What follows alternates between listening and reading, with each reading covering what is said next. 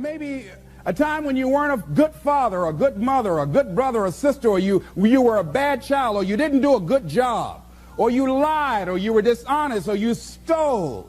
No one knows this but you, or something you feel good about. Say, you know, I was a real dog in me to do that. Something you just really regret. So we make a list of all those things. All of us have some of that. Somebody say there's some good in the worst of us and some bad in the best of us. So none of us escape. Now here's something I want you to do. I want you to become involved in an active process to get some clutter out of your life. So if there's any area in your life that you need to clean up, start working on it. I'm going home tonight to clean my closets. Any of you got any cluttered closets? Oh, raise your hand, please. Good. Let's go home. Let that be our task this week. See, the first law of the universe is order. Go home and clean the closet out. Get the clutter out. Start letting some of this junk go to make some room for something else. Do that with people. There's some people who's cluttering up your life. They serve no purpose whatsoever. They're just holding and occupying the space that somebody useful, positive, nurturing, and contributing could be holding that space. You don't even have time to look to see what else is out there because you all have all of these people surrounding you that's not enabling you to grow. So look at what is it I need to get out of my life. Just start cleaning this stuff out. Getting the drawers together, your dresser drawer, just getting stuff together. Just get them together. Maybe your car. I got to clean my car too. Got a lot of stuff in there. I live in my car. You know, can't put anything in my trunk. I got all kind of little things back there. 2 of my children back there in the trunk, you know. Everything, stuff everywhere. So I say, hey, let me just get this together. See, whatever you have in your environment is a reflection of your consciousness. So you got all that chaos there. That represents some disorganized, cluttered section of your mind. So let's get all that out of there, all right? Work to get that out, clean that up. Anybody that you feel very strongly about, have some negative feelings about, let's look at some good reasons to forgive them. Number one, you must try and see what has happened or see things from that other person's point of view. Let's look at it from their point of view. That's one area. That's number one. Then number two, holding a grudge hurts you. It doesn't hurt them. So just for good health and peace of mind, let it go.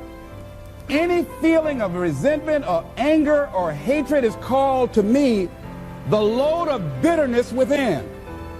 Every thought that we entertain produces a chemical in our brain that impacts the body's immune system. And besides, this person you're hating, they probably are not even aware of it. If someplace having a good time, don't even know you're really hating them. You've turned up the steam, gone from dislike to hate, intense hate. And here you are killing yourself, making yourself vulnerable to various types of illnesses, putting yourself in bad health. And I say that person is not worth your sacrificing your health or 1 minute of peace of mind. 1 minute of anger robs you of 60 seconds of happiness. So decide it doesn't matter. Let it go and experience the dignity and the magnanimous sense of character of being big enough to move on and get on with your life. Letting it go so you can grow. Next step. Lack of self-acceptance. How does it show up? How does it manifest itself? See, all of us have greatness within us. But when you don't come to grips with your greatness and you don't work to develop it, if you're not seeking it out, if you're not finding where it is, if you're not trying to locate it, if you're not experimenting with your life to try and find out what fits for you, I'm saying that you're positioning yourself to be a miserable person, an unfulfilled person. How else do we do it? Procrastination. We just put things off over and over and over again. Why? Because we haven't accepted it. We don't feel deserving.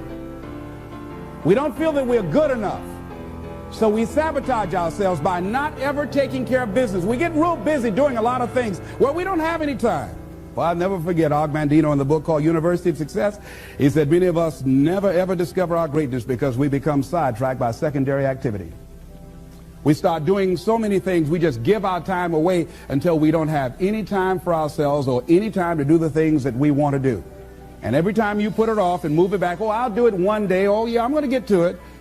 I'm saying to you that one day you look around and there goes a year, there goes 2 years, there goes 3 years. So if there's something you want to do it now. Do it right now. Don't put it off. Start right now where you are. There will never be a perfect, ideal time.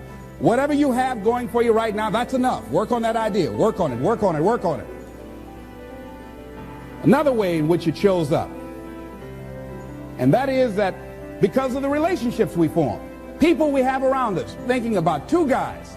Larry Littles, he went to Bethune-Cookman College. He was a football player at Booker T. Washington High School, where I graduated from. Larry ended up playing for the Miami Dolphins, became an all-star offensive guard.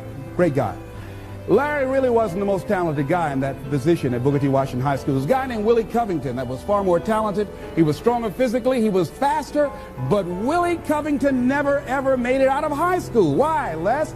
He started running with the wrong crowd. Big Cub is what we called him. Started running with the wrong crowd, and those people led him to the penitentiary. And ultimately to a premature death. Got the word a few months ago he was shot and killed in Liberty City on 62nd Street, where I was born on the floor, my twin brother and me. Willie Covington had great talent, great potential, running with the wrong crowd. Watch out with the relationships you have. What kind of person are you becoming because of the relationships that you have right now? Do those people contribute to you? Do they help you grow and develop yourself? What kind of person are you becoming? People who have not accepted greatness for themselves, these people don't study, ladies and gentlemen. These people don't study. They don't have time for personal growth and development. They don't have time to work on their minds. No, they don't have time for that. Too busy for that. People can affect us. Our peers can affect us. Our environment can affect us. Just working consciously to overcome the poverty consciousness that I was raised in. The feeling constantly of saying, Les Brown, you deserve this. There's no need for you to be afraid. It's not too good to be true. It's true because you've earned it. The old-fashioned way, you have worked for it. But every once in a while, it comes up when I least expect it. My heart starts beating fast. And I start questioning myself and doubting myself. And I have to catch myself. You've got to be consciously conscious. So let's look at how we can begin to evaluate our self-esteem, our self-approval. Number one, to determine the height of your self-approval, it's important that you evaluate yourself, because you know you quite well, but it's almost impossible to do it totally by yourself. You must get some caring feedback.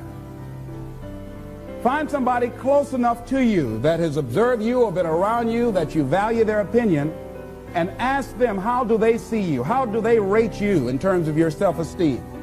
And then compare what you have with what they say. See, there are things many times that people can see in us that we can't see because it's a blind spot. If I were to be talking to you and my breath is offensive and you don't tell me, and then I go around, not only do you know, everybody else around here knows. And then when I'm walking toward people, they say, oh, Les, I'll be right back, you know.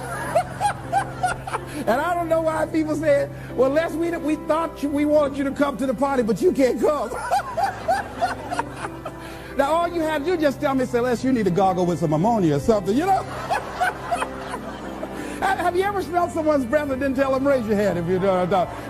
So we all have those blind spots. We have those areas of our lives that we need to get some caring feedback. We need some coaching. We need someone to let us know that.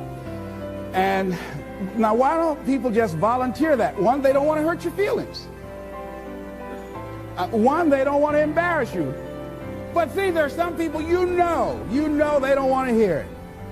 They're going to argue with you. They're going to become defensive. If you're one of those people, just decide to shut up and listen.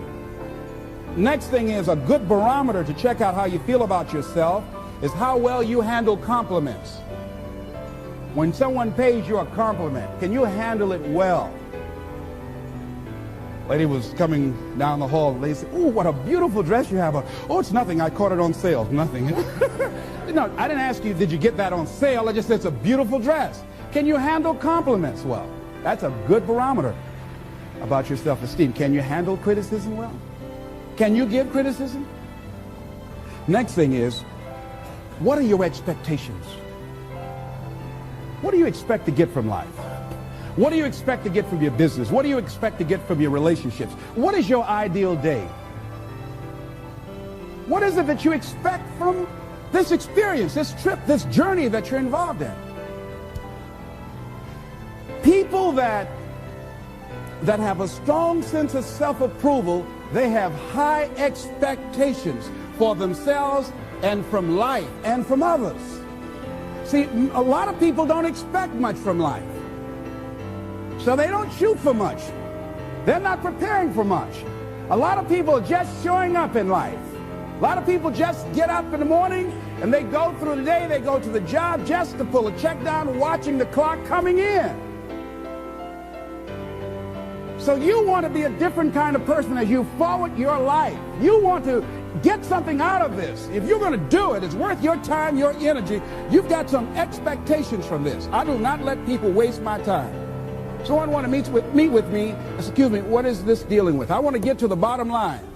Because if it does not measure up to my expectations, I'm not going to invest my time. I don't have the luxury to waste time. I'm expecting some great things from life. And so I have to spend some time working on myself and developing myself. So examine your expectations versus your wishes. Some people wish they could do better, but some people expect to do better. Where are you on that?